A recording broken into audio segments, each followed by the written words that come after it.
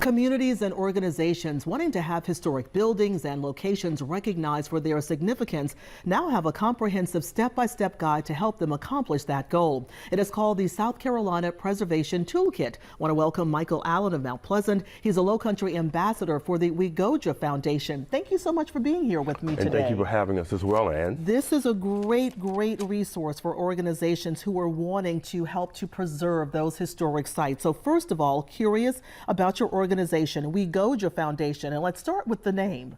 Well, WeGOJA is a combination of various African language which brings us to unity and peace and togetherness. And out of it, it's an opportunity for us to embrace African Americans across the state of South Carolina in their desire and goal to preserve and to protect their history, culture, and legacy. So what all does the WeGOJA Foundation do? What role does it play? Well, we support our communities in a multitude of ways. One, we help them to move forward with a National Register nomination for their properties.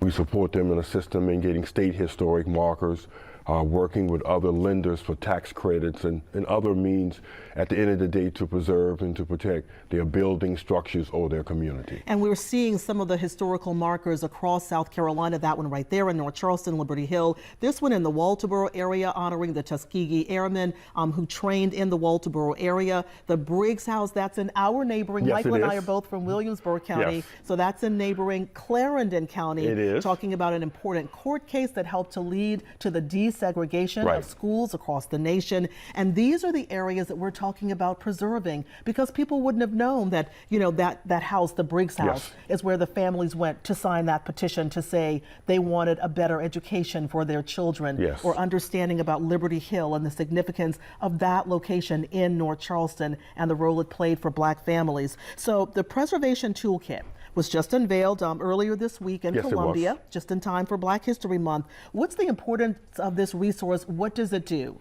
Well, a foundational part I need to share with your audience is one, many of the communities around the state of South Carolina over the last 2 years, and speaking to us with WeGOJA, indicated they were unsure with whom they could connect with, contract with, or trust.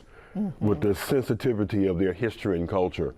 So really the toolkit was born out of that conversation, providing an instrument that people can now visit electronically and find capable, competent individuals that can help them to preserve and to protect their buildings, structures, churches, landscapes, whatever, in a manner that they feel comfortable with. Yes. And is the toolkit, is there a cost for it? No, it's through a grant from the Mellon Foundation.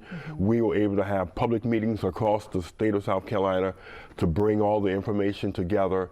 And as you said, this past Friday, to formally roll out the toolkit. So now, it's free for the Lowcountry and the state. Is it already online? Yes, it's already online. Yeah, if you go to the WeGOJA website, there's a link for it for the Preservation Toolkit. All right, Michael, and that's going to end the interview. And we want to go ahead and let you know that if you want to check this out, if this is something that you think your group, your community would be interested in, go to wegoja.org and you'll find the information. You will find that toolkit. All right, Michael, thank you so much for being here with me today.